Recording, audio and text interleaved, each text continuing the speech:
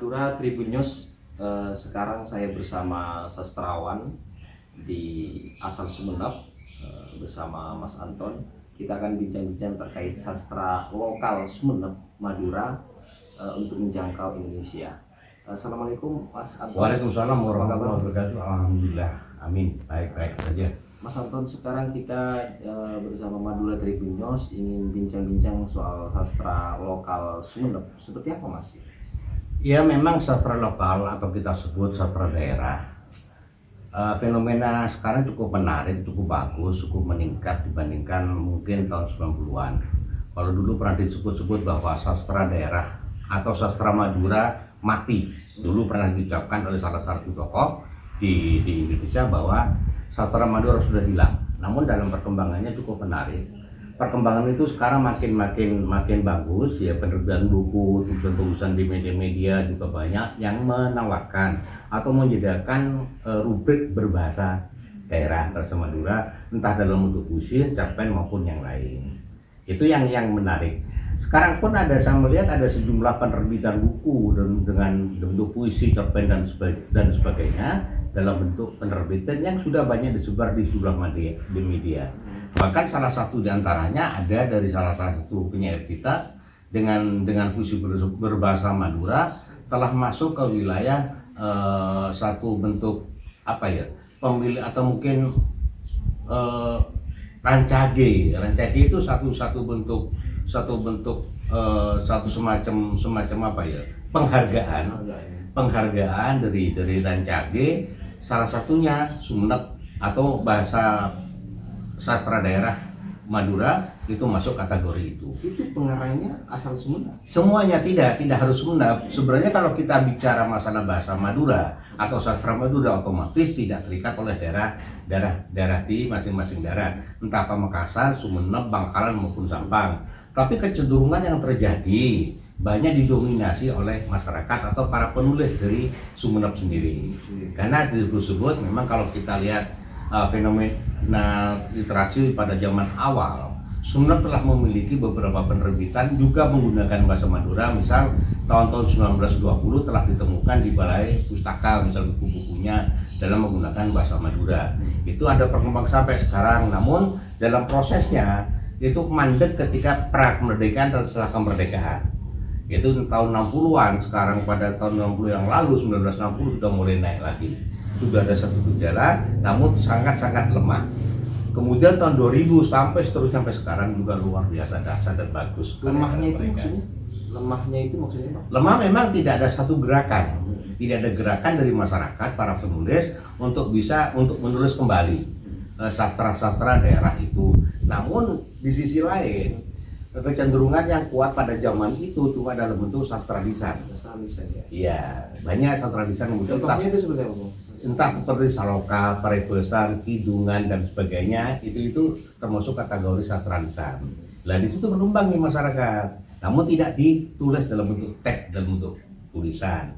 Tahun 2000 mulai sudah diminati oleh masyarakat untuk ditulis kembali sastra daerah yang lisan itu ke bahasa tulis. Siap. Untuk perkembangan di era milenial saat ini, di era zaman sekarang ini seperti apa? Ya memang agak sedikit ada satu jarak kecil ya. Memang kalau milenial masih kurang menyentuh penuh terhadap kegiatan atau aktivitas sastra daerah. Ini memang entah dari mana jaraknya. Sementara ini yang menulis cuma dari generasi 19 tahun 90 80 90 sampai 2000 itu. Tapi generasi akhir kecenderungan ini masih belum kuat. Kenapa? Karena satu problem yang selama ini kita hadapi di lembaga pendidikan kurang banyak diperhatikan serius tentang sastra daerah itu. Namanya kearifan lokal atau muatan lokal tidak menguatkan pada kesastraan, tapi masalah kebahasaan. Tapi kalau memang kesastraan diperkuat kembali oleh lembaga-lembaga pendidikan, otomatis akan proses itu akan melahirkan para penulis-penulis menggunakan bahasa Madura, entah dalam bentuk sastra maupun non sastra. Abang sendiri menilainya misalkan terkait dengan ke pemerintah, menilainya dengan sastra ini di mana? Ya memang seperti tahun-tahun sebelumnya atau mungkin pada waktu-waktu sebelumnya memang pemerintah kurang banyak perhatian ya, tidak memperhatikan hal itu, mungkin merasa tidak ada satu beban, tidak ada satu visi misi atau program yang mengarah ke sana. Kalau buat itu sifatnya spontan, mungkin dalam lomba.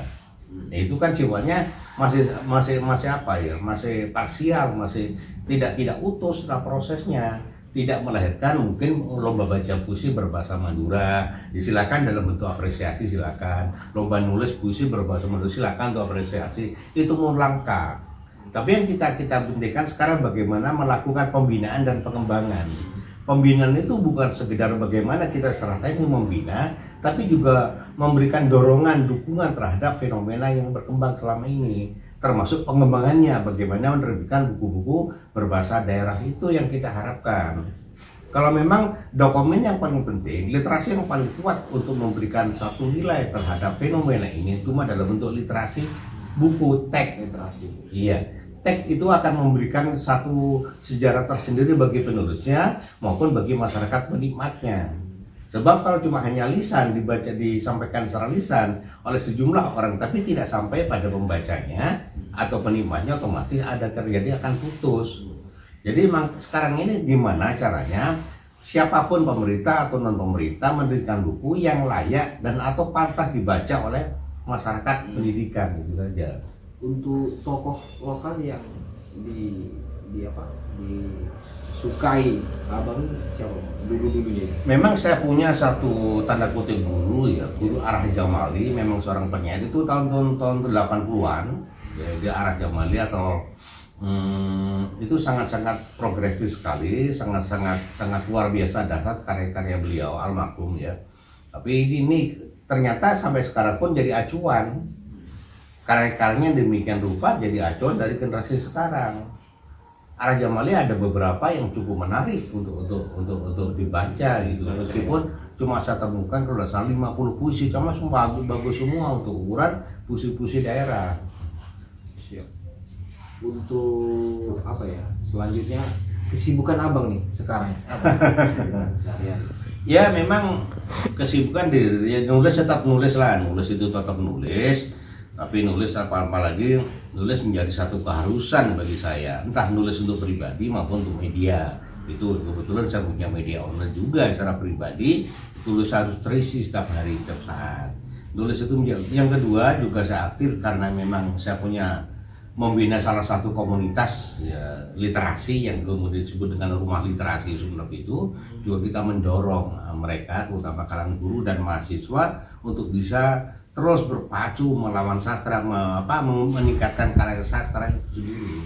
Jadi sekarang gitu ya. Terus ya memang kita tidak punya putus dengan usia 65 tahun ini ya sudah haruslah namanya karya tidak boleh putus karena usia, karena waktu dan sebagainya. Selama kita bisa harus kita lakukan terus. Awal pertama itu dulu bang, sejak tahun berapa terjun ke dunia ini? Iya, saya terjun dunia sastra itu tahun 73 itu saya sering membacakan puisi-puisi di radio-radio dengan karya sendiri. Tahun 76 kemudian saya menerbitkan di beberapa jumlah media cetak. Waktu itu belum ada online, di hampir semua media cetak yang ada di Indonesia. Kemudian tahun 78 di Surabaya saya pernah menjadi salah satu desrubrik sastra di Jawa Timur juga. Itu menjadikan satu gerakan-gerakan cukup lumayan bagus pada saat itu, karena dengan memegang rubrik sastra itu sama dengan banyak belajar tentang sastra. Dan kemudian saya nulis itu aja seterusnya. Selanjutnya mungkin ada pesan untuk teman-teman. Ya memang kalau memang kita perhatikan sastra daerah atau sastra lokal menjadi hal yang baik, karena sastra lokal menjadi pagar, menjadi pintu gerbang utama untuk memberikan menangkal satu persoalan di luar budaya, di luar Madura itu sendiri. Jadi dengan pesan-pesan sastra, bahasa Madura lewat sastra itu akan menjadikan baik bagi penikmatnya, bagi pendengarnya. Jadi dengan sastra itulah kita bisa menyampaikan satu kritik dengan samar, tidak harus melukai, tidak harus merasakan sakit, tapi merasakan terenyuh.